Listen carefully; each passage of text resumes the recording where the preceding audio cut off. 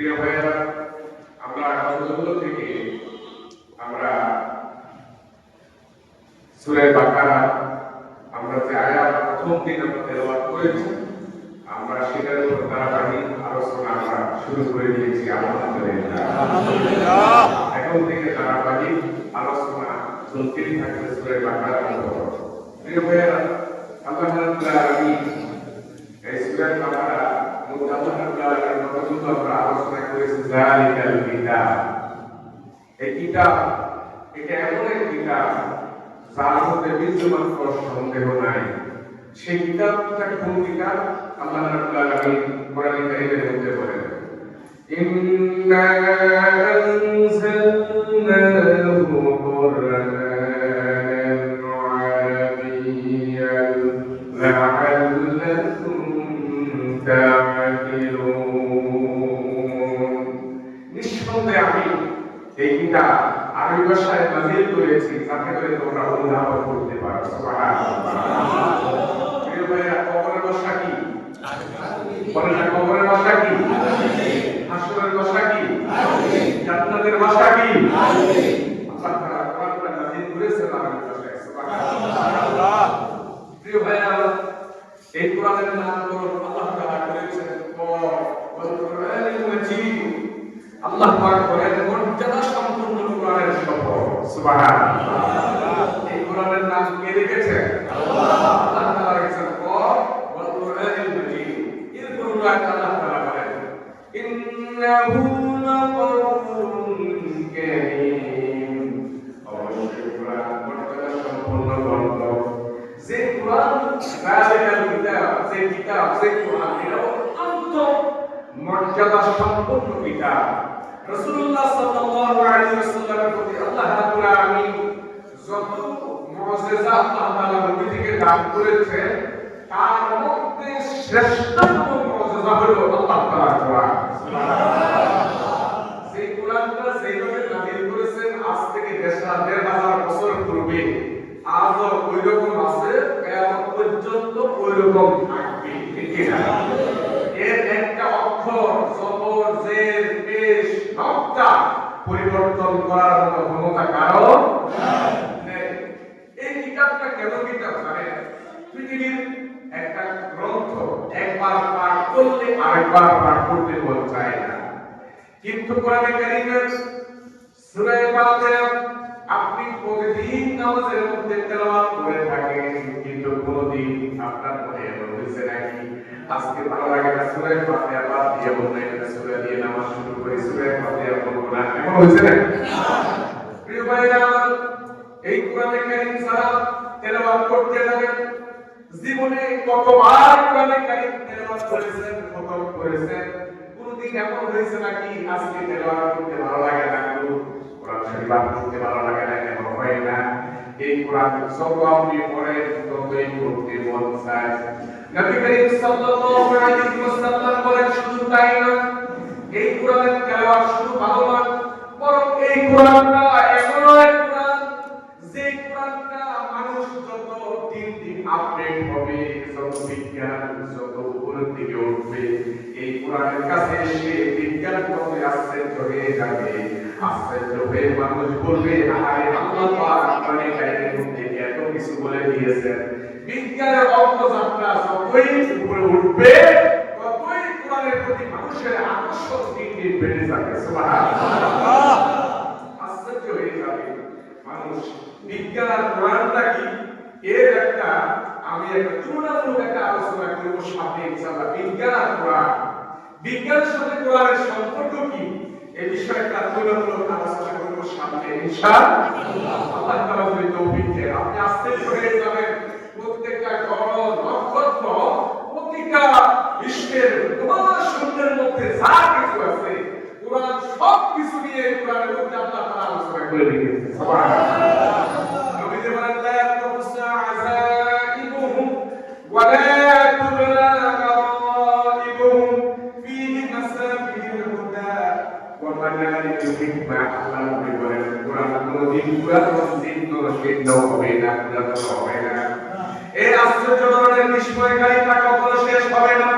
কোরআন হচ্ছে হেদায়েতের মশাল, জ্ঞান বিজ্ঞানের কুল কিনারা কি এক অগাধ জননী এই কোরআনটা এমন এক কোরআন যেটা কোনদিন পুরানো হবে না, জীর্ণ শীর্ণ হবে না, নিত্য নতুন বিষয় আপনার সামনে কোরআন হাজির করবে। সুবহানাল্লাহ।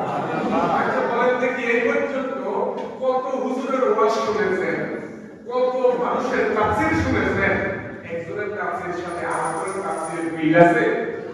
কোনো মিল নাই। মনে হয় যেন এক এক কুলের এক এক গান, এক এক হুজুর তাফসীর করে এক এক রকম মজা, আরেকজনের তাফসীর করে আরেক রকম মজা। আল্লামা দিলওয়ার সাইদি রাহমাতুল্লাহ আলাইহি যখন এই বাংলার জন্য চট্টগ্রামে 5 দিন ধরে তাফসীর করতেন, মনে হয় যেন আল্লাহ তাআলা আকাশ থেকে কোরআনটা নাযিল করতেছে। সুবহানাল্লাহ। কি চমৎকার তাফসীর করতেন। মিজানুর রহমান আজহারি তাফসীর করে, আমির হামজা তাফসীর করে, মুফতি মুস্তাকিম হাফিজাহুল্লাহ তাফসীর করে। কি চমৎকার চমৎকার তাফসীর। মনে হয় যেন এক একটা ফুল এক এক রকম গান বিতরণ করতেছে। তাহলে কোরআন কোনদিন পুরাতন হবে না। সুবহানাল্লাহ বলবেন না? এবার শুনেন আমার ভাইরা, হযরত আলী রাদিয়াল্লাহু তাআলা কি বলে শুনেন, কিতাবুল্লাহি তুবসিরুনা বিহি ওয়া তাসমাউনা বিহি ওয়া ইয়ানতিকু বা'দাহু বিবা'দিন ওয়া ইয়াশহাদু বা'দাহু আলা বিবা'দিন। হযরত আলী রাদিয়াল্লাহু তাআলা বলেন, আল্লাহর কিতাব এমন, এর দ্বারা তোমরা দেখবে, এর দ্বারা তোমরা কথা বলবে, এর দ্বারা তোমরা শুনবে। এই কিতাবের কত অংশ কবের অংশের সাথে কথা বলে, এই কোরআনের কিছু অংশ অন্য অংশের সাথে কথা বলে, আবার কত অংশ অনেক অংশের অন্য অংশের সত্যতার সাক্ষ্য দেয়। হযরত আলী বলেন, আপনারা বিষয়টা ভালোভাবে বুঝুন না, এই কোরআন তোমরা শুনবে, এই কোরআন কথা বলে, কোরআন তোমরা কথা বল দেখবে, কোরআন দেখবে, কথা বলবে, শুনবে। এই কোরআনের কিছু আয়াত অন্য আয়াতের সাথে কথা বলে। কেমনে কথা বলে? মনে করেন যে কোরআনের একটা প্রশ্নের যে এই বিষয় শরীরে একটা প্রশ্ন, অন্য আয়াতে এই প্রশ্নের জবাব দিয়ে দিয়েছে। সুবহানাল্লাহ। আবার এই কোরআন আরেকটা আয়াতের এক আয়াত আরেকটা আয়াতের সত্যায়ন করে, সত্যতা দেয়, যে এই এক আয়াত আরেকটা আয়াত সম্পর্কে কি হইতে সাক্ষ্য দেয়, যে এটা দলিল আরো মজবুত করে দেয়। সুবহানাল্লাহ। এই ভাইরা আমার নিশ্চয় আল্লাহ পাক বলেন, ইন্নাল কুরআন, না হযরত ইবনে আব্বাস রাদিয়াল্লাহু তাআলা আনহু বলেন, ইন্নাল কুরআন ইউফাসসিরুহু যামান, নিশ্চয় কাল সময় কোরআন ব্যাখ্যা করে। সুবহানাল্লাহ। কাল এবং সময় অবস্থা বুঝে কোরআন ব্যাখ্যা বিশ্লেষণ করে। সুবহানাল্লাহ। আরেকটা জোরে বল সুবহানাল্লাহ। সেই কোরআনটা এত মর্যাদাপূর্ণ, এই কোরআন সম্পর্কে রাসূল কারীম সাল্লাল্লাহু আলাইহি ওয়াসাল্লাম কি বলে শুনেন। যারা আজকে আমরা এখানে বসে আছি, যারা কোরআন পড়ি, যারা কোরআনের আমল করি, যারা কোরআনের সমাজ করতে চায়, তারা হলো আল্লাহ তাআলার পরিবার। সুবহানাল্লাহ। قال رسول الله صلى الله عليه وسلم إن لله أهلين من الناس. قالوا من هم يا رسول الله؟ قال أهل القرآن هم أهل الله وخاصته. حضرت أنس رضي الله تعالى عنه থেকে হাদিসটা বর্ণিত, তিনি বলেন, দুনিয়াতে কিছু লোক আল্লাহর পরিবার, তিনি বলেন দুনিয়াতে কিছু লোক আল্লাহর পরিবার। সাহাবায়ে কেরাম বলেন, ইয়া রাসূলুল্লাহ, ও আল্লাহর নবী, তারা কারা? আল্লাহর পরিবার কারা? তিনি বলেন, ইয়া রাসূলুল্লাহ, তিনি বলেন, ক্বালা আহলুল কুরআন হুম আহলুল্লাহ। যারা কোরআন তেলাওয়াত করে তারা আল্লাহর পরিবার। সুবহানাল্লাহ। যারা কোরআন তেলাওয়াত করে, কোরআন অধ্যয়ন করে, কোরআন গবেষণা করে, আর কোরআন মতে আমল করে, কোরআন সমাজ কায়েম করা করে, তারা হলো আল্লাহর পরিবারের অন্তর্ভুক্ত। সুবহানাল্লাহ। আরেকটা জোরে বলুন সুবহানাল্লাহ। প্রিয় ভাইরা আমার, এই কোরআন যার সিরার মধ্যে কোরআন নাই, আজকে যারা এই মাহফিলে হাদিসটা শোনার পর থেকে আপনি কোরআনের শিখার চেষ্টা করবেন, কারণটা কি বুঝতে বলেন।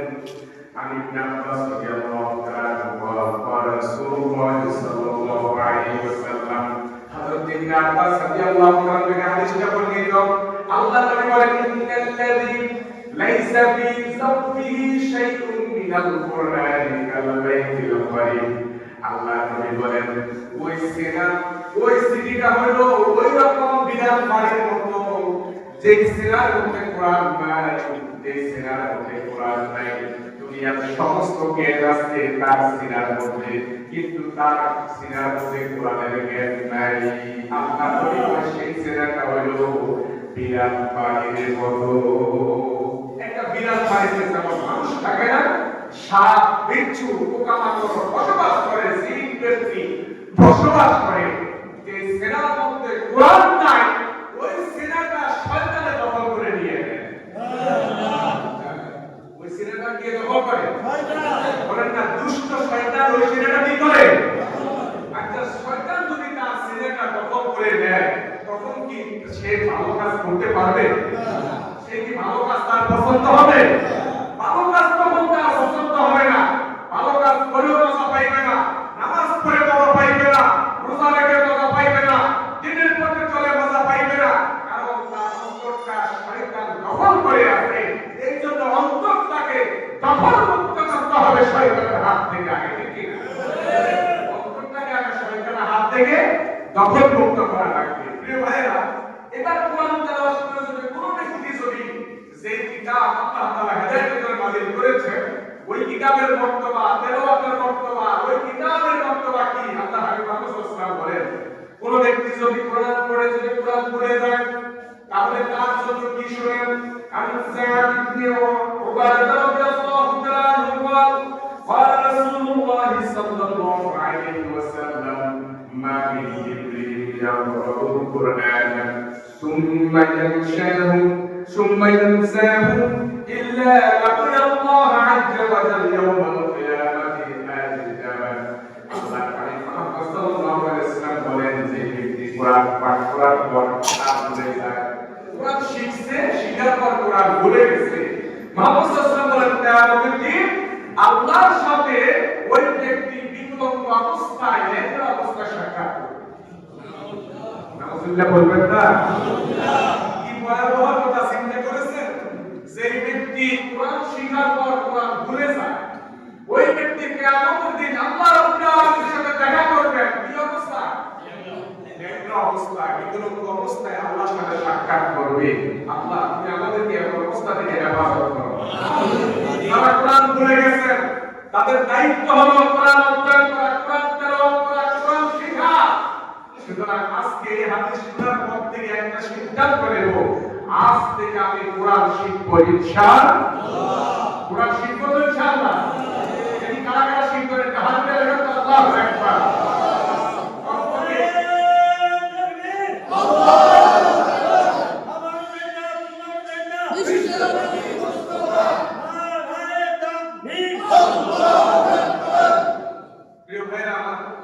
এবার শুনেন, আপনি যে কোরআন শিখেন, কোরআন শিখার পর প্রতিটা অক্ষরে আল্লাহ তাআলা কোরআন তেলাওয়াতকারীকে 10টা নেকি দিয়ে দিবেন। সুবহানাল্লাহ।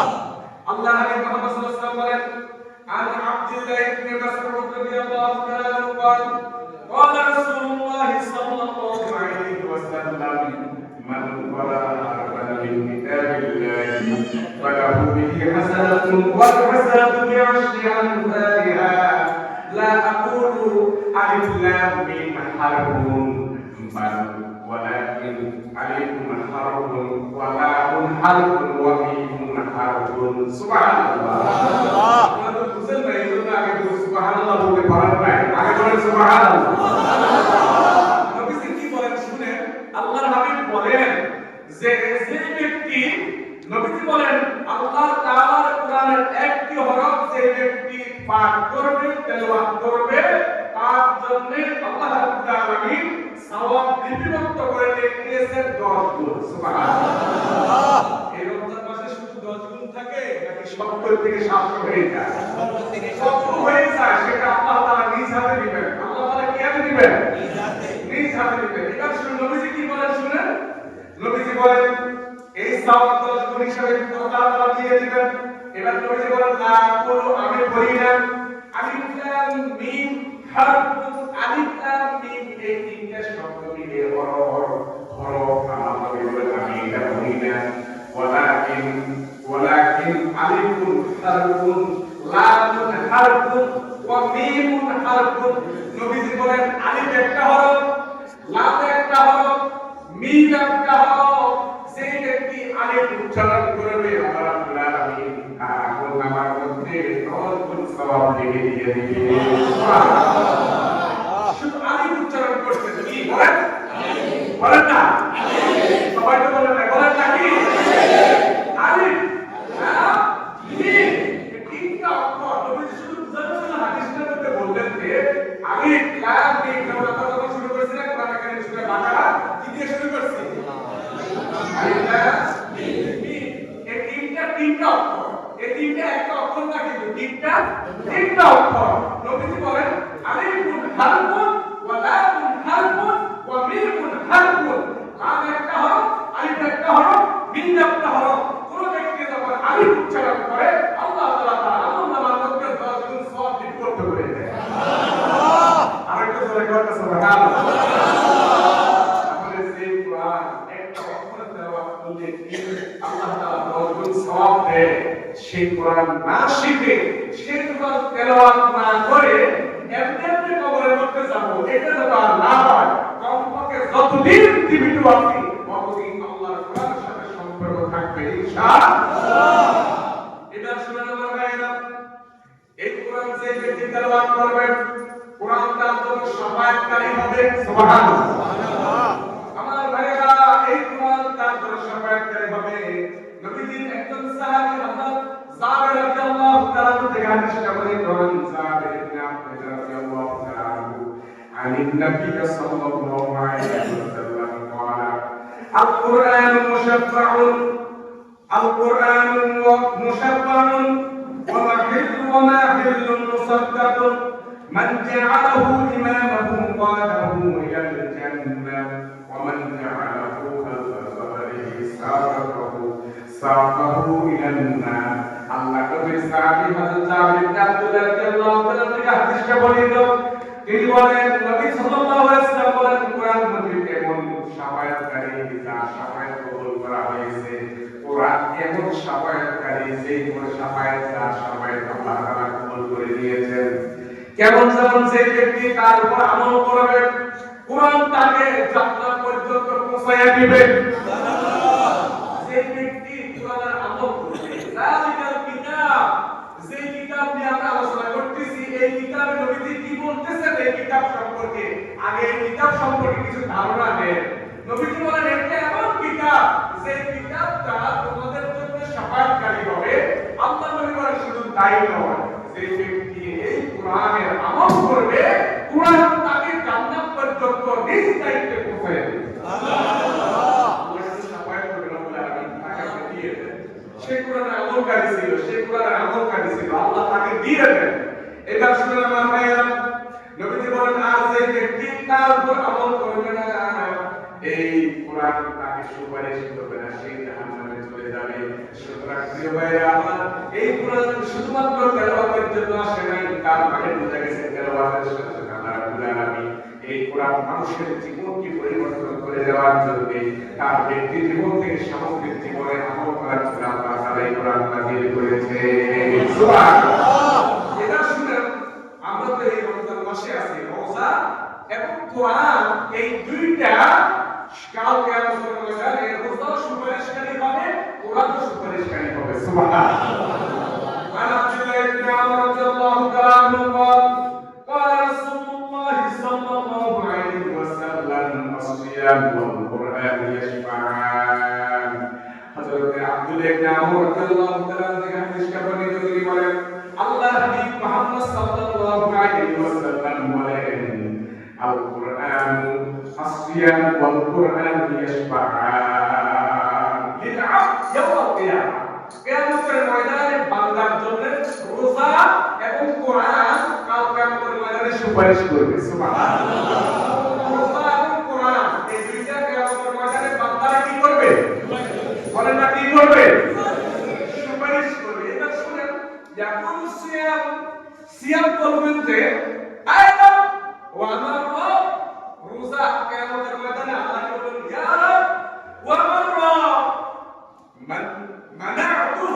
منعته الطعام والشهوة بالنهار فشفعني فيه রোজা বলেন রব্বুল আলামিন আমি এই রোজাদারকে দিনের বেলায় খাবার থেকে আর শাহওয়াত থেকে দূরে সরায় রেখে দিয়েছি রব্বুল আলামিন সে দিনের বেলায় খায় নাই স্ত্রীর সম্পর্ক করে নাই রব্বুল আলামিন আমি ফশফি'নি ফীহি আমি এই জন্য আমি তার জন্য সুপারিশ করতেছি ওয়ায়াকুল কুরআন হাসরের ময়দানে বলতে মানাতুহু সাওমা বিল্লাইল রব্বুল আলামিন এই লোকটা রাত্রি বেলায় ঘুম যায় না এই লোকটা ঘুম না গিয়ে তেলাওয়াত করেছে অনেক রাত পর্যন্ত দিনে তেলাওয়াত করেছে রাত তেলাওয়াত করেছে সুতরাং ওয়াশফি'নি ফীহি ক্বালা লা শাফি'a এরা শুনেন যখন তারা উপরে যখন ওই বান্দার জন্য সুপারিশ করবে রব্বুল আলামিন আমি তো রাত্রি বেলায় এই ব্যাপারে এই লোকটাকে রাত্রি বেলায় আমি ঘুমাতে দেই নাই ঘুম যায় নাই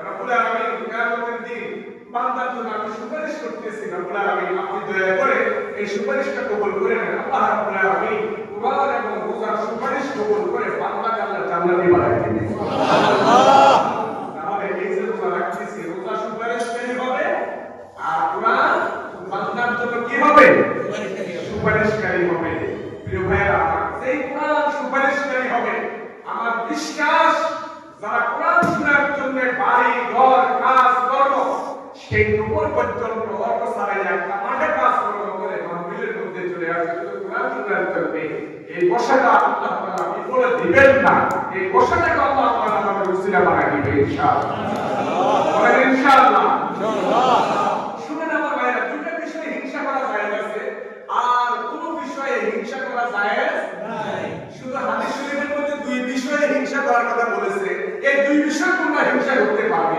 আর অন্য কোনো বিষয়ে হিংসা করতে পারবে না আমি ইবনে ওমর রাদিয়াল্লাহু তাআলা আনহু قال رسول الله صلى الله عليه وسلم لا حسد الا على اثنين رجل اتاه الله هذا الكتاب فقام به اناء الليل واناء النهار ورجل اتاه الله مالا فتصدق به اناء الليل واناء النهار الله بارك لا حسد الا في اثنين رجل الله نبي محمد صلى الله عليه وسلم দুই লোককে ব্যতিবার কাউকে হিংসা করা যাবে না দুই লোক ব্যতীত কাকে দেখেন এক নম্বর হইল যাকে আল্লাহ তাআলা কোরআনের জ্ঞান দিয়েছেন বা কওমা বিহি সে কি করে সে কোরআনের জ্ঞানটা কি করে প্রচার করে কোরআনের জ্ঞান পাওয়ার পর কোরআনের আমল করে আপনি কি করবেন আনা আল্লাহি ওয়া আনা নাহার দিন এবং রাতে সব সময় কোরআন তেলাওয়াত করেন আপনি এটা দেখে মনে মনে আপনি হিংসা করলো এত তেলাওয়াত করতে পারে আমি তেলাওয়াত করতে পারি না কথা বুঝছেন না এই কোরআনের আমল করে আমি কি আমল করতে পারি না এই ক্ষেত্রে এই ব্যক্তির সাথে হিংসা করা যায় না সুবহানাল্লাহ আরেকটু জোরে বলুন সুবহানাল্লাহ অনেকে মনে ঘুম আসতেছে না আর ঘুম আসতেছে নাকি একটু জোরে বলুন সুবহানাল্লাহ আপনি দিনের বেলা রাত্রি বেলা কোরআন তেলাওয়াত করেন আপনার আমল দেখে আমি যদি হিংসা করি যে এই লোকটা কি করতেছে তেলাওয়াত করতেছে ওরে বাবা আমি তার মতো তেলাওয়াত করব আমি তার মতো আমল করব এই ক্ষেত্রে হিংসা করা যায় দুই নম্বর ওয়ারাজুল আতাহুল্লাহু মালা ফাতাসাদদাকা বিহি যে লোককে আল্লাহ রাব্বুল আলামিন সম্পদ দিয়েছেন এত সম্পদ দিয়েছেন সে আল্লাহর শুধু সদকা করে শুধু দান করে আপনি এই দান করে আল্লাহ ওয়া নাহার দিনের বেলা রাতের বেলা ওই শুধু দান করে আপনি লোকটাকে দেখে দিলেন রব্বুল আলামিন তার মতো সম্পদ না আমার ভিতরে ভরণ না করে তার মতো আমি দান করতে হবে সুবহানাল্লাহ তাহলে ওই লোককে দেখে হিংসা করা কি আছে যাকে আল্লাহ সম্পদ দিয়েছে যে আল্লাহর রাস্তায় কি করে দান করে বলেন না কি করে আল্লাহর রাস্তায় যে ব্যক্তি দান করে ওই দানশীল ব্যক্তিকে দেখে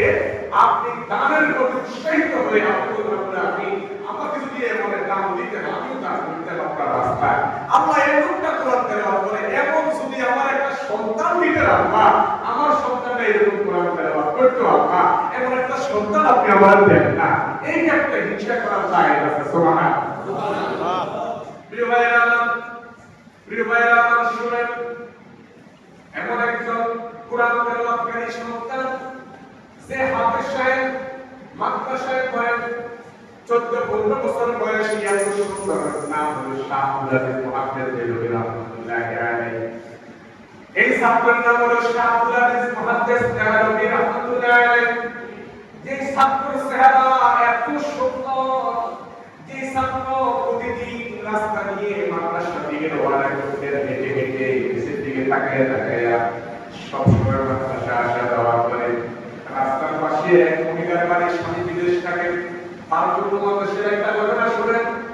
ওই শাহ আব্দুল আজিজ মুহাদ্দিস দেলভী রাহমাতুল্লাহি আলাইহি তিনি যখন রাস্তা দিয়ে হেঁটে যেতেন, সুন্দর চেহারা বালক ছিলেন, কোরআন তেলাওয়াত করতেন, কোরআনের সাথে নিয়ে রওনা করতেন মাদ্রাসার দিকে। এবার একজন মহিলার দৃষ্টি পড়লো, ওই ছাত্রের দিকে দৃষ্টি পড়লো। মহিলা মনে মনে ভাবতেন, এই ছেলের সাথে যদি আমি আমার খায়েশ পূর্ণ করতে পারতাম। মহিলা বন্দি করে একদিন, 2 দিন, 3 দিন রাস্তা দিয়ে পাহাড় হঠাৎ করে একদিন মহিলা ওই ছাত্রকে ডাক দিয়ে বললেন, তুমি একটু বাড়ির দিকে আসতে, আমার একটু হাত আছে, আমার একটু সমস্যা আছে, বাড়ির দিকে আসো।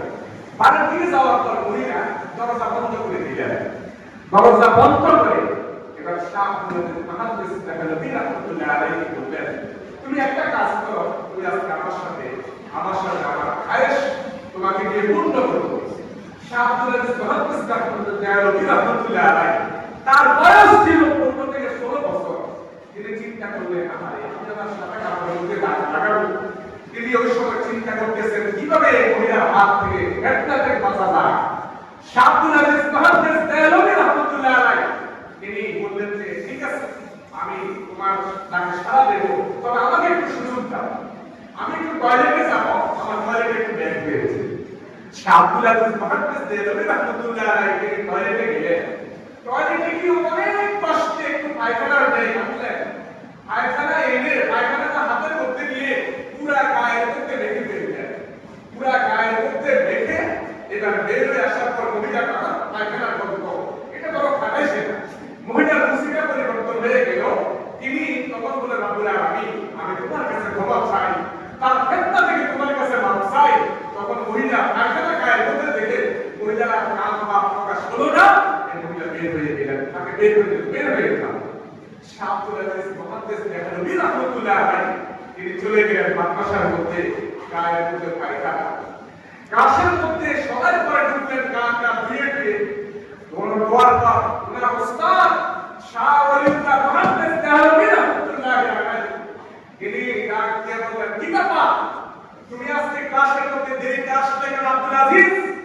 আব্দুল আজিজ মুহাদ্দিস দেলভী রাহমাতুল্লাহি আলাইহি বললেন, উস্তাদজি আমার গুস্তাখি মাফ করবেন, আমি ইচ্ছাকৃতভাবে আমি মাদ্রাসায় দেরিতে আসিনি। তিনি বললেন, কেন দেরিতে আসলে? শাহ আব্দুল আজিজ মুহাদ্দিস দেলভী রাহমাতুল্লাহি আলাইহি বললেন, উস্তাদজি আমি মাদ্রাসায় আসার সময় একজন মহিলা বললেন আমাকে ডিস্টার্ব দেয়, আজকে রোজ বলতে বাড়ির ভিতরে প্রবেশ করে দিলেন। বাড়ির ভিতরে নিয়ে আমাকে সে প্রেম নিবেদন করার জন্য যখন আহ্বান করলেন, তখন আমি আপনাকে ভয় করি। আমি চিন্তা করলাম কিভাবে তার ফেতনা থেকে বাঁচা যায়। আমি টয়লেটের মধ্যে গিয়ে অনেক কষ্ট করে একটু পায়খানা দিয়ে এসে আমার সমস্ত গায়ের মধ্যে রেখে আমি মাদ্রাসার মধ্যে তারপরে ফেতনা থেকে বেঁচে মাদ্রাসার মধ্যে আসতে দেরি হয়ে গেছে। উনি যখন ক্লাসের মধ্যে প্রবেশ করলেন, পুরা ক্লাসের মধ্যে মনে হয় যেন জান্নাতি মেশকাম্বরের গন্ধে পরিটা ক্লাস, পুরা মাদ্রাসা এলাকা শুকরানে পুরা এলাকা রূপান্তরিত হয়ে গেল। সমস্ত ছাত্ররা একে অপরে বলে, এত সুন্দর সুগন্ধি জীবনে কোনোদিন নাকের মধ্যে পাই নাই, আজকে কই থেকে পাইলাম। শাহ আব্দুল আজিজ মুহাদ্দিস দেলভী রাহমাতুল্লাহি আলাইহি যখন ঢুকলেন, উস্তাদের কাছে এই ঘটনা খুলে বলার পর উস্তাদ ডাক দিয়ে বললেন, দপ্তরি কোথায়? দপ্তরি কোথায়? তাড়াতাড়ি করে পাগলা ঘন্টা বাজাও। ও দপ্তরি, তাড়াতাড়ি করে পাগলা ঘন্টা বাজাও, মাদ্রাসা শুরু ঘোষণা করো, সমস্ত ছাত্রদেরকে একত্রিত করো। দুনিয়ায় বেঁচে থাকতে যদি আল্লাহ পাকের কোন জান্নাতি বান্দার নমুনা যদি দেখতে হয়, আমার ছাত্র শাহ আব্দুল আজিজ মুহাদ্দিস দেলভীকে তারা যাতে সবাই দেখে। আমার ছাত্র শাহ আব্দুল আজিজ মুহাদ্দিস দেলভীকে যাতে জান্নাতের নমুনা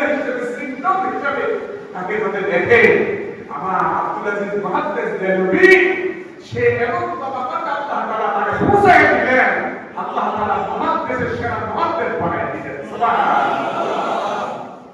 প্রিয় ভাইরা আমার, শুধু তাই না, এই কোরআন যার ভিতরে আছে বিশ্বাস করেন কাল কিয়ামতের ময়দানে যিনি কোরআনের হাফেজ, কোরআন অনুসারে পড়াশোনা করবে, কোরআন অনুসারে পড়াশোনা করবে, ওই ব্যক্তির মাকাম আল্লাহ রাব্বুল আলামিন এত করে দিবেন, এত করে দিবেন।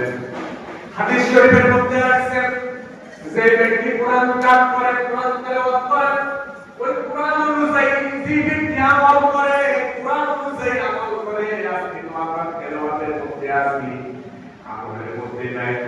যে ব্যক্তি কোরআনের হুকুম আহকাম নিয়ে আলোচনা করে, কতগুলো রাজনীতি করে,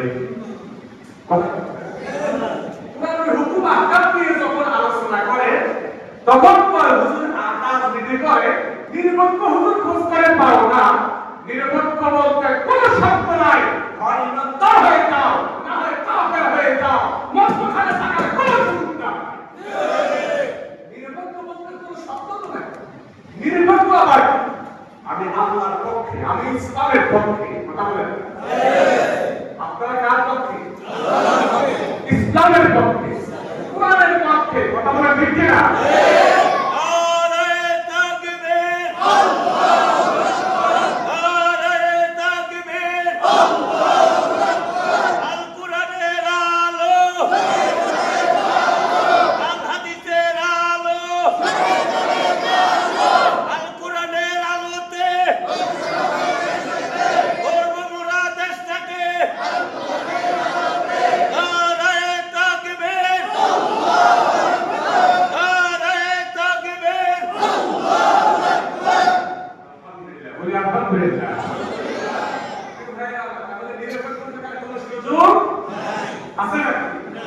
আমি ইসলামের পক্ষে এই কথা বলতে কি কোনো ভয় আছে নাকি? যদি ভারত অসন্তুষ্ট হয়ে যায়, তাই হোক, আমেরিকা অসন্তুষ্ট হয়, আমি আল্লাহর পক্ষে থাকবো, আমি কোরআনের পক্ষে থাকবো, আমি ইসলামের পক্ষে থাকবো। শরীয়ত আমার জন্য করণীয় বর্জনীয় সব বলে দিয়েছে, শুধু তেলাওয়াতের জন্য যদি কোরআন আসতো, বিশ্বাস করেন আমার ভাইয়েরা, এই কোরআন এমন এক কোরআন যে কোরআন মানুষকে পরিবর্তন করে দেয়। এই কোরআন বিশ্বের এমন একটা রাষ্ট্রে তুলনামূলক ধর্মতত্ত্ব নিয়ে আলোচনা, তুলনামূলক ধর্মতত্ত্ব নিয়ে আলোচনা হয়েছে একবার একটা আমেরিকার মধ্যে। তুলনামূলক ধর্মতত্ত্ব প্রত্যেকেই তার ধর্ম নিয়ে 5 মিনিট বক্তব্য দেবে। কয় মিনিট বলেন না? কয় মিনিট? তুলনামূলক ধর্ম নিয়ে আলোচনা করতে প্রত্যেক ধর্মে 5 মিনিট করে সময় পাবে। তখন ওই সময় মুসলমানরা চিন্তা করেন 5 মিনিট ইসলাম কি বুঝাবে, তো বুঝানোর দরকার নাই, একটা কাজ করি। ওই সময় কারি আব্দুল বাসেত রাহমাতুল্লাহ আলাইহি, যিনি বিশ্ব সেরা কারি ছিলেন, কারি আব্দুল বাসেত, তাকে নির্ধারণ করলেন তুমি একটা কাজ করো, এই 5 মিনিটে তুমি কোরআন তেলাওয়াত করবে। আমরা ইসলামের কি আলোচনা করব, কি বুঝাবো, কি আলোচনা করব, তুমি তেলাওয়াত করবে। তখন প্রত্যেক ধর্মে 5 মিনিট করে আলোচনা, প্রত্যেক ধর্মে 5 মিনিট করে আলোচনা করতেছেন। এবার মুসলমান ধর্ম নিয়ে আলোচনা হবে। আসবেন কারি আব্দুল বাসেত রাহমাতুল্লাহ, তিনি আসবেন, তিনি তেলাওয়াত করবেন।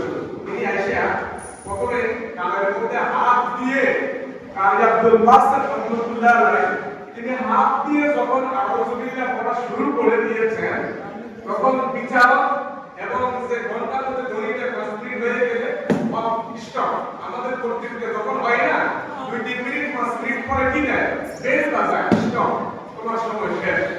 কারি আব্দুল বাসেত যখন শুরু করলেন, আউযু বিল্লাহি মিনাশ শাইতানির রাজিম, বিসমিল্লাহির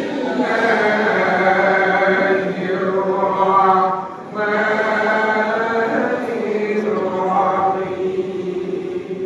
এটা আমি এভাবে তেলাওয়াত করলাম। কারি আব্দুল বাসেতের হাতে কাজ কমে গেছে, আজকে গিয়ে কারি আব্দুল বাসেতের তেলাওয়াতটা শুনবেন।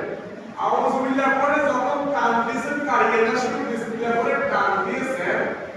যখন কোরআন থেকে তেলাওয়াত করা শুরু করলেন, শুরু করার পর যত ধর্মের লোক আছে সবাই এমনি তাকিয়ে রয়েছে, ওই বাবারে বাবা কি আশ্চর্য কিতাব, কি আশ্চর্য কিতাব, কে তেলাওয়াত করতেছে।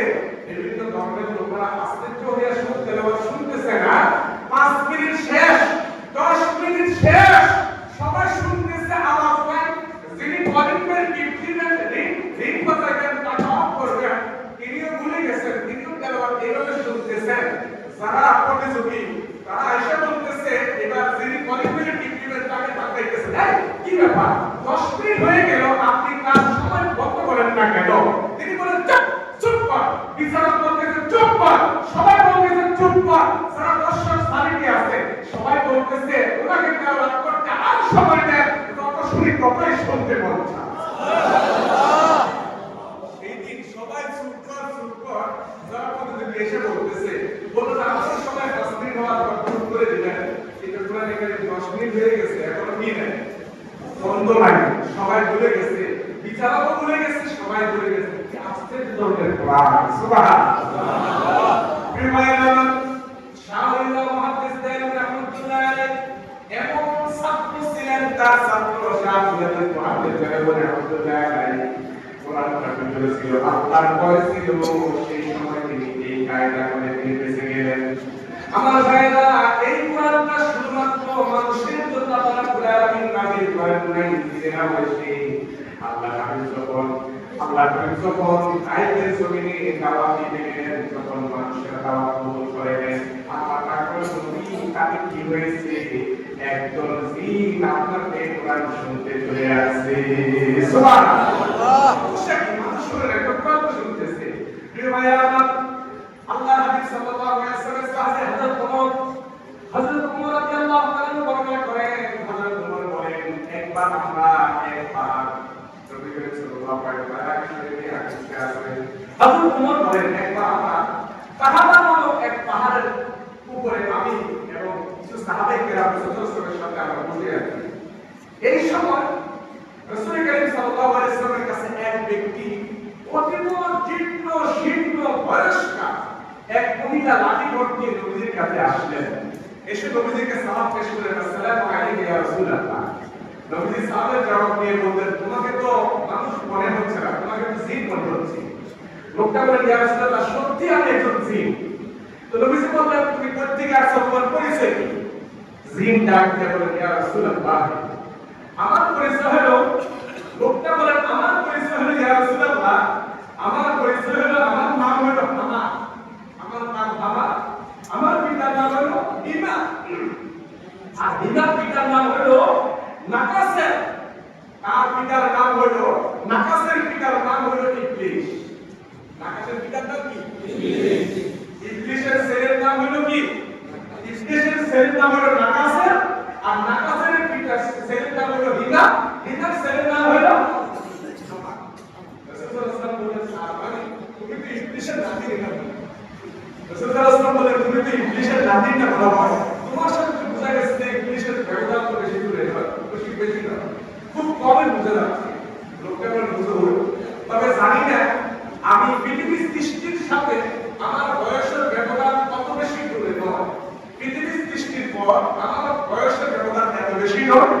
নবীজি আশ্চর্য হয়ে গেলেন, তার মানে হযরত আদম ইসলামের সন্তান হাবিল এবং কাবিলের মধ্যে যে হত্যাকাণ্ড ঘটেছে, হাবিল এবং কাবিলের মধ্যে হাবিলকে যে হত্যা করেছে, ওই ষড়যন্ত্রের একজন ষড়যন্ত্রকারী আমি ছিলাম। আমি একজন ষড়যন্ত্রকারী ছিলাম হাবিলকে হত্যার ষড়যন্ত্রে। রাসূল সাল্লাল্লাহু আলাইহি ওয়াসাল্লাম বলেন, তার মানে তুমি এই দুষ্ট তুমি, তো রাসূল আমাকে আপনি ভর্ৎসনা করিয়েন না। আমি পরবর্তী হযরত নূহ ইসলামের সাথে সাক্ষাৎ করে আমি তাওবা করে আমি মুসলমান হয়েছি, আমি নূহ ইসলামের ধর্ম গ্রহণ করেছি, সুবহানাল্লাহ। প্রিয় ভাইরা, হাবিল এবং কাবিল যে হত্যাকাণ্ড ঘটেছে পৃথিবীর জমিনে, হাবিল হযরত আদম ইসলাম হাবিলের বোন ইকরামা, হাবিলের বোন ইকরামা ছিলেন, কাবিলের বোন ইকরামা ছিলেন অনন্য সুন্দরী। ওই সময় আদম ইসলামের শরীয়তের মধ্যে ছিল যে প্রথম জোড়া বাইবেল হবে, দ্বিতীয় জোড়ার সাথে বিয়ে হবে, এইভাবে দ্বিতীয় জোড়ার সাথে প্রথম জোড়া বিয়ে শাদী হবে, এইভাবে হবে বিয়ে শাদী। ইকরামা ছিল অনন্ত সুন্দরী। আমি বললেন যে আমার বোনকে আমি বিয়ে করবো, আর অন্য লোককে তখন আমি ওই কাছে বিয়ে দিব না। তখন আবুল ইসলাম বললেন মানাইতে পারতেছেন না। আবুল ইসলাম বললেন ঠিক আছে, তোমরা উভয় আল্লাহর রাস্তায় কুরবানি করো, তার কুরবানি কবুল হবে, তার সাথে ইকরামার বিবাহ হবে। এবার আবুল ইসলামের নির্দেশ পেয়ে এবার 2 সন্তান হাবিল এবং কাবিল উভয় আল্লাহর রাস্তায় তারা কুরবানি করলেন। হযরতে হাবিল একটা মোটা তাজা পশু সে আল্লাহর রাস্তায় কুরবানি করলেন। কুরবানি মানে ওই সময় পাহাড়ের চূড়ার মধ্যে রেখে আসতেন, রেখে আসার পর তার কুরবানি কবুল হতো।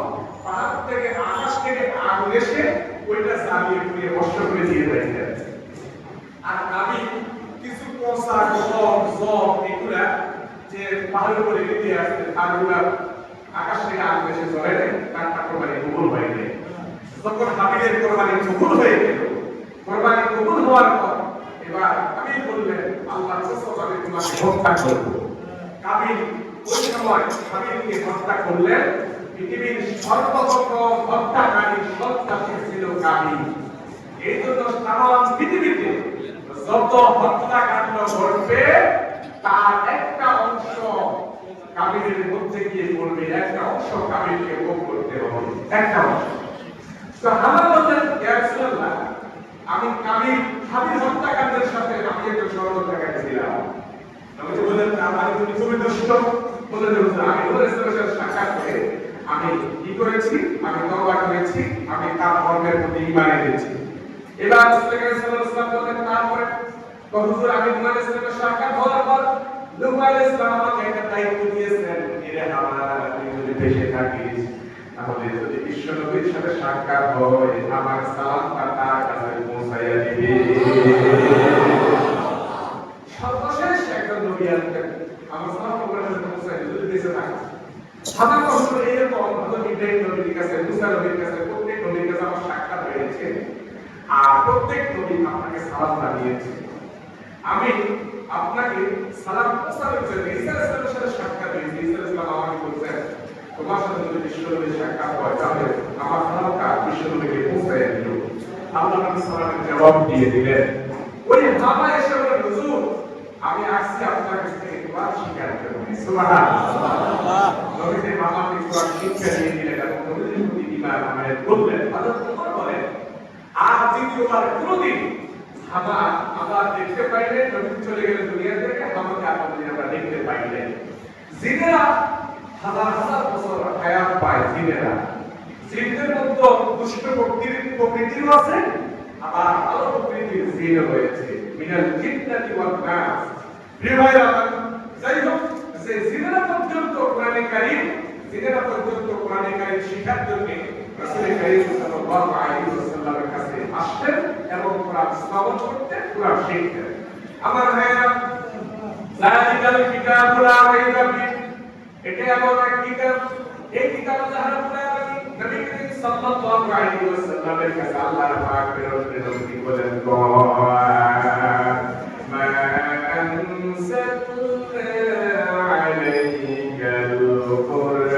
আনসালনা আলাইকাল কুরআন আল্লাহ পাক বলেন এই কোরআন আপনার প্রতি এই জন্য নাযিল করা হয় না যে এই কোরআন আপনাকে হতবাক করে দিবে। নবী গো আপনার বাক্য পরিবর্তন করে দেওয়ার জন্য আল্লাহ রাব্বুল আলামিন আপনার কাছে এই কিতাব নাযিল করেছে। ও জামানা বে মুআজ্জাবাত মুসলমান হোগা और तुम खाके बने हो तारे আগের জমানার মুসলমানেরা এই কোরআনকে তাদের ব্যক্তি জীবনে শুধু তেলাওয়াত করতেন না, কোরআনকে তাদের ব্যক্তি জীবন পরিচালনা করতেন, তাদের পারিবারিক জীবন, তাদের সামাজিক জীবন, রাষ্ট্রীয় জীবনে, সমগ্র জীবনে তারা কোরআন দ্বারা পরিচালনা করতেন, তারা কোরআনকে মেনে নিতেন। আজকে মুসলমান ধ্বংসের একমাত্র কারণ হলো মুসলমান শুধু তেলাওয়াতের মধ্যে সীমাবদ্ধ, এই কোরআনের উপর আমল নেই, তার ব্যক্তি জীবনে নাই, পারিবারিক জীবনে নাই, সামগ্রিক জীবনে কোরআন নাই, অবশেষে যখন মৃত্যুবরণ করে অবশেষে দশজন হুজুরে নিয়ে তারা কোরআন খতম করে। দশজন হুজুর এসে কোরআন করার পর হুজুরে বলে দিচ্ছে নিরুপদিন আমার কারা আইয়া অভিযোগের কি তোমাকে সতর্ক করার জন্য এই কোরআন আল্লাহ তাআলা নাযিল করেন নাই, বরং যার রূহ আছে যে জিন্দা তাকে সতর্ক করার জন্য আল্লাহ তাআলা এই কোরআন নাযিল করেছেন। সুবহানাল্লাহ। তাহলে কোরআন কি মোরা মানুষকে শোনাবো না জিন্দা মানুষকে? বলেন না কাকে? জিন্দা মানুষকে কোরআন শোনাবো। এবার আপনি যদি কোরআন অনুসরণ করেন তাহলে কি হবে শুনেন। আল্লাহ রাব্বুল আলামিন বলেন তাবিআ হুদায়া ফালা খাউফুন আলাইহিম ওয়া লা হুম ইয়াহজানুন। যে ব্যক্তি কোরআনের অনুসরণ করবে, অনুকরণ করবে, কোরআনের অনুসরণ করবে, কোরআন মেনে নেবে, কোরআনের হুকুম আহকাম মেনে নেবে, ফালা খাউফুন আলাইহিম ওয়া লা হুম ইয়াহজানুন। তার কোনো ভয় নাই, কোনো চিন্তা নাই। সুবহানাল্লাহ। দুনিয়াতে কোনো ভয় নাই। দুনিয়াতে কি নাই? ভয় নাই। চোরের ভয় নাই, ডাকাতের ভয় নাই, দর্শনের ভয় নাই। আজকে দেখেন 8 বছরের শিশু দর্শন হচ্ছে, নির্যাতিত হচ্ছে। কারণটা কি? যদি কোরআনের আইন থাকতো তাহলে কি কত রকম সুযোগ পাওয়া যেত? প্রিয় ভাইরা আমার, কোরআনের আইন এই যুগের মধ্যে অনেকে বলেছে কোরআনের আইন এই যুগে অসল, অনেকে এই বক্তব্য দিয়েছে। প্রিয় ভাইরা, 8 বছরের শিশু নির্যাতিত হয়েছে, দর্শন হয়েছে। যদি কোরআনের আইন জারি থাকতো তাহলে বাইতুল মুকাররমের সামনে লক্ষ লক্ষ জনতার সামনে তাকে প্রকাশ্যে সঙ্গে সার করে তাকে হত্যা করা হতো। এই দৃশ্য দেখলে পরে তাহলে হাত দর্শন করা দূরের কথা, ইমপ্রিজিং করার সাহসও কেউ পেত না, ঠিক না? সুতরাং মানবরচিত আইন দিয়ে যে দর্শন বন্ধ করা সম্ভব নয়, এটা স্বাধীনতার 53 বছরে আমরা প্রমাণ পেয়েছি। আজকে ভারতের মধ্যে এক লেখিকা বাংলাদেশ থেকে পালিয়ে গিয়েছে, তাসলিমা নাসরিন। আজকে ফেসবুকে দেখলাম সে বলতেছে বাংলাদেশে নাকি 10 মিনিটের একটা দর্শন হচ্ছে, 10 মিনিটে একটা দর্শন হচ্ছে, সে তার পেজের মধ্যে লিখেছে। যে ভাইরা আমার, তুমি আসছো আমাদেরকে সবক দিতে, আমাদেরকে নারীর অধিকারের কথা বলতে গিয়ে নারীদেরকে রাস্তার মধ্যে উলঙ্গ করা, বেড়া করা, এটা নারীর অধিকার নয়। প্রিয় মা, প্রিয় বোনেরা, যারা আলোচনা শুনছেন আপনারা কান খুলে শুনে রাখেন। পৃথিবীতে আল্লাহ রাব্বুল আলামিন একজন নারীকেও আল্লাহ তাআলা নবী করেন নাই, কিন্তু নবীর মা বানিয়েছে। সুবহানাল্লাহ বলেন না? একজন নারী নবী হয় নাই, বলেন না নবী হয় নাই, কিন্তু নবীর কি হয়েছে? মা। বলেন নবীর মা। এবার বলেন তো সন্তানের দাম বেশি না মায়ের দাম বেশি? কার দাম বেশি? আর জান্নাতুল তাহতা আকদামিল উম্মাহাত, মায়ের পায়ের নিচে সন্তানের বেহেশত। আমরা পুরুষ, আমাদের পায়ের নিচে সর্বোচ্চ জুতা, আমাদের পায়ের নিচে সর্বোচ্চ কি? বলে নাকি? কিন্তু আমাদের মা, মায়ের জাতি নারী, তার পায়ের নিচে সন্তানের জান্নাত। কত দাম আল্লাহ তাআলা নারীকে দিয়েছেন। আজকে নারীর স্বাধীনতার জন্য কিছু পুরুষ রাস্তার মধ্যে মিছিল করে। গত কিছুদিন আগে বাংলাদেশ স্বরাষ্ট্র উপদেষ্টা যখন বলেছেন প্রকাশ্যে ধূমপান বন্ধ করার জন্য উনি একটা আইনের প্রতি ইঙ্গিত দিয়েছেন। শাহবাগের মধ্যে শাহবাগ ইচ্ছা করা আক্রমণ করে, কারণ সেখানে দেখলাম কিছু কিছু নারী গিয়ে সরাসরি বিড়িটারে পর আমরা বিড়ি স্বাধীনতা চাই, বিড়িটারে আমরা স্বাধীনতা চাই, ওরা প্রকাশ্যে বিড়ি খেতে চায়, সিগারেট খেতে চায়। মা, তোমাকে ইসলাম কত দাবি করেছে মা, তুমি কি জানো এই সমাজের মধ্যে নারীর কোনো মূল্য ছিল না, নারীকে সামাজিকভাবে ভোগের সামগ্রী ছাড়া কিছু মনে করা হতো না। সেই সমাজে ইসলাম এসে, কোরআন এসে নারীকে মায়ের মর্যাদায় সমসীন করেছে, মায়ের পদতলে জান্নাত ঘোষণা করেছে, নারীকে মর্যাদা নির্ধারণ করে দিয়েছে। পুরো কোরআনুল নিসা সাদাকাতিহিন্না নিহলা, তোমরা নারীকে সন্তুষ্টিতে তার মর্যাদা দিয়ে দাও। নারীকে মর্যাদা দিয়েছে, স্ত্রীর মর্যাদা দিয়েছে, স্ত্রীর অধিকার দিয়েছে ইসলাম, বাচ্চার নারীর স্বাধীনতা দিয়েছে, সব কিছু দিয়েছে। শুধু উলঙ্গ করা, বেহায়া করা, রাস্তার মধ্যে নাচো গাও ফুর্তি করো, তারপরে গিয়ে এগুলা করতে পারলে নারীর স্বাধীনতা হয় না। নারীর স্বাধীনতা হলো ইসলাম, নারীর স্বাধীনতা সবথেকে বেশি দিয়েছে। তোমাদেরকে যারা রাস্তার মধ্যে উলঙ্গ করা, বেহায়া করা করতে নামাইতে চায়, ওরা তোমাদের স্বাধীনতার নামে তোমাদের স্বাধীনতা হরণ করে তোমাদেরকে বেজ্জত করতে চায়, তোমাদেরকে বেজ্জত করতে চায়, তোমাদেরকে অপমান করতে চায়। প্রিয় মা, প্রিয় বোন, ইসলাম নারীকে সবচেয়ে বেশি মর্যাদা দিয়েছে, ঠিক কিনা? প্রিয় ভাইরা আমার, তাহলে আল্লাহ রাব্বুল আলামিন বলেন, আল্লাহ রাব্বুল আলামিন বলেন, যদি তোমরা এই কোরআন অনুসরণ করো তাহলে কোনো ভয় নাই, কোনো চিন্তা নাই। এই কোরআন পাক করেন, আল্লাহ পাক বলেন, ফালা ইয়াতাদাব্বারুনাল কুরআনা আম আলা কুলুবিন আকফালুহা। আল্লাহ পাক বলেন, আফালা ইয়াতাদাব্বারুনাল কুরআন, তারা কি কোরআন গবেষণা করে না, কোরআন নিয়ে চিন্তা ভাবনা করে না?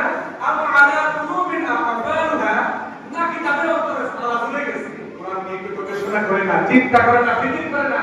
আমি আল্লাহ তাআলা এমন কিছু নেই যে কোরআনের মধ্যে বলে দেন, এটা বলে আল্লাহ পাক কি বলে শুনেন, ওয়ানাজ্জালনা আলাইকাল কিতাবা বিয়ানান লিকুল্লি শাই ওয়া হুদান ওয়া রাহমাতান ওয়া বুশরা লিল মুসলিমিন। আল্লাহ পাক বলেন, ওয়ানাজ্জালনা আলাইকাল কিতাবা বিয়ানান লিকুল্লি শাই, আপনার উপর এই কিতাব নাযিল করেছি সকল কিছুর ব্যাখ্যা গ্রন্থ, সকল কিছুর ব্যাখ্যা গ্রন্থ। এমন কিছু নাই যেটার ব্যাখ্যা কোরআনের মধ্যে নাই। আপনি বলবেন, হুজুর কোন বিষয় নাই, আপনি এই বিষয়ে আমাকে বলেন, এই বিষয় নাই। এমন কোন বিষয় নাই যে বিষয়ের ব্যাখ্যা কোরআন নয়। আল্লাহ পাক বলেন, শুধু তাই নয়, এটা হলো হেদায়েত, রহমত মুসলমানদের জন্য, জান্নাতের শুভ সংবাদ। এই কোরআন হেদায়েত, এই কোরআন কি? এই কোরআন রহমত, এই কোরআন কি? এই কোরআন হলো মুসলমানদের জন্য জান্নাতের শুভ সংবাদ। সুবহানাল্লাহ। প্রিয় ভাইরা আমার, আল্লাহ রাব্বুল আলামিন বলেন জান্নাতের শুভ সংবাদ এই কোরআন। এই কোরআন আমার নবীর প্রতি নাযিল করেছে। আল্লাহ পাক বলেন, তাবারাকাল্লাযী নাযালাল কুরআনা আলা আবদিহি লিয়াকুনা লিল আলামিনা নাযীরা। অতীব বরকতপূর্ণ সত্তা, অতীব বরকতপূর্ণ সত্তা, যিনি তার বান্দার উপর সত্য মিথ্যার পার্থক্যকারী এই কোরআন নাযিল করেছেন। সুবহানাল্লাহ। এই কোরআনটা হলো সত্য এবং মিথ্যার মধ্যে পার্থক্য নির্ণয়কারী। সুবহানাল্লাহ। প্রিয় ভাইরা, শুধু তাই নয়, এবার কোরআনকে যদি আমরা একটু কষ্ট করে কথা বলেছেন, কোরআনকে আপনি যতই কষ্ট করবেন, ততই কোরআন আপনার মনের কথাগুলো জবাব দিয়ে দিবেন। কোরআনকে যদি কষ্ট করেন, কোরআন তুমি কখন নাযিল হয়েছে বলো, তিনি কোরআন জবাব দিচ্ছে, হামিম ওয়াল কিতাবিল মুবিন ইন্না আনজালনাহু ফি লাইলাতিন মুবারাকাতিন ইন্না কুন্না মুনদিরিন। কোরআন আমি কষ্ট করলাম, কোরআন তুমি কবে নাযিল হয়েছে? কোরআন জবাব দিচ্ছে, হামিম ওয়াল কিতাবিল মুবিন, শপথ স্পষ্ট কিতাবে।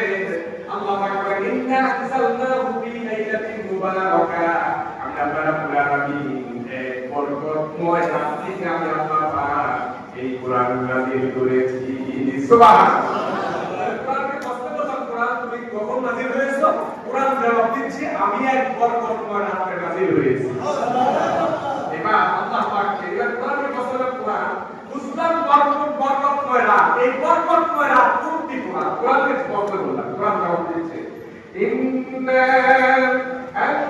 আনজালনাহু ফি লাইলাতিল কদর ওয়া মা আদরাকা মা القدر خير من ألف شهر تنزل الملائكة والروح فيها بإذن ربهم من كل أمر سلام هي حتى مطلع الفجر জি ভাইরা কোরআন কি কষ্ট বলেন কোরআন কোন রাতে নাযিল হয়েছে কোরআন জবাব দিচ্ছে ইন্না আনজালনাহু ফি লাইলাতিল আমি কত রাতে নাযিল হয়েছে সুবহানাল্লাহ মানে কোরআন কথা বলে কিনা এবার কোরআন কি কষ্ট বলেন কোরআন এই লাইলাতুল কদর রাতটা কি আমাকে একটু বুঝাই বলুন কোরআন বলতেছে লাইলাতুল কদর খায়রুম মিন আলফি শাহর এটা এমন এক রাত সেই রাতটা হলো হাজার রাত থেকে উত্তম সুবহানাল্লাহ আরবিতে আলফের কোনো সংখ্যা নাই আরবিতে আলফের কোন কি নাই আমাদের দেশে 1000 টাকার নোটের উপর কোনো লোক আছে বলেন না আছে 1000 টাকার নোটের উপর কোনো লোক আরবিতে আলফের কোন সংখ্যা নাই ওই শাস্ত্র আল্লাহ তাআলা সেটাও ব্যবহার করতেন লাইলাতুল কদর শব্দটা আরব মানে মুফাসসিরে কিরামগণ বলেন হাজার হাজার কোটি কোটি বিলিয়ন ট্রিলিয়ন রাত থেকে আরো উত্তম রাত সুবহানাল্লাহ যদি আরো সংখ্যাটা সেটা ব্যবহার করতে আল্লাহ রাব্বুল আলামিন এবার কোরআনকে প্রশ্ন করলাম কোরআন সেই লাইলাতুল কদরটা কোন মাসে এটা একটু বুঝাই বলতে কি কোরআন জবাব দিচ্ছে আমি কোন মাসে নাযিল হয়েছে মানুষ আমাকে প্রশ্ন করলে শুনে নাও শাহরু রমাদান আল্লাযী উনজিলা ফীহিল কুরআন হুদাল লিন-নাসি ওয়া বায়্যিনাতিন মিনাল হুদা ওয়াল ফুরকান শাহরু রমাদান আল্লাযী উনজিলা ফীহিল কুরআন রমজান মাস সেই মাসে আল্লাহ তাআলা কোরআন নাযিল করেছে সুবহানাল্লাহ আচ্ছা রমজান মাসের দাম কি জন্য দেখেন দেখি আপনি যদি একটা নফল ইবাদত করেন সেটা একটা ফরজের মতো কাজ হয়ে যায় একটা ফরজ ইবাদত করেন 70টা ফরজের সওয়াব আল্লাহ তাআলা দিয়ে দেন সুবহানাল্লাহ কারণটা কি বলতো কারণটা এই জন্য যে এই মাসে আল্লাহ তাআলা কোরআন নাযিল করেছে সুবহানাল্লাহ কি নাযিল করেছে কোরআনটা কি নাযিল করেছে কোরআন কি জন্য নাযিল করেছে আমাদের ভাগ্যের পরিবর্তন করার জন্য কি ভাগ্যে আমাদের ভাগ্যের পরিবর্তন করার জন্য ভাগ্যের পরিবর্তন শুধুমাত্র তাকের মধ্যে ফিরে রাখতে হবে তাই না হবে কি করতে হবে এই কোরআনটাকে তেলাওয়াত করতে হবে এই কোরআনের আমল করতে হবে আর এই কোরআনটাকে সংসদে পাঠাইতে হবে কথা বলেন না আমাদের একবার ঠিক না বলেন তো দেখি এই যে একটা পুরো লাইট চলে ফ্যান চলে একটা মেইন সুইচ আছে না আছে বলেন না আছে এই মেইন সুইচ যখন অন করা হয় সব ডিউটে চলে যায় আবার অফ করা হয় সব বন্ধ হয়ে যায় বাংলাদেশেও একটা মেইন সুইচ আছে যেটা অন অফ করলে যেখান থেকে যদি আইন করা হয় জাতীয় সংসদ থেকে যে দর্শকের শাস্তি হলো তাকে পাথর নিক্ষেপ করে হত্যা করা হবে যদি জাতীয় সংসদ থেকে আইন পাস করা হয় দুর্নীতি করলে পরে তার এই শাস্তি হবে বেনামাজির শাস্তি এই হবে মদের ব্যবসা করলে মদ খাইলে এই শাস্তি দেওয়া হবে একটা আইন যদি জারি করা হয় বাংলাদেশে একটা মদখোর জুয়ারি আর দর্শক খুঁজে পাওয়া যাবে ঠিক না এই ভাইরা এই কোরআনটাকে শুধু চুমু দিলেই হবে না এই কোরআনটাকে পড়তে হবে আমল করতে হবে এই কোরআন অনুযায়ী সমাজ গড়া লাগবে ঠিক না আমি এই মাসের দাম বেড়ে গেছে কোরআনের জন্য আর এই মানুষগুলো যদি কোরআনের সংস্পর্শ চলে আসে এই মানুষগুলো এক একটা মানুষ হীরার মতো হয়ে যাবে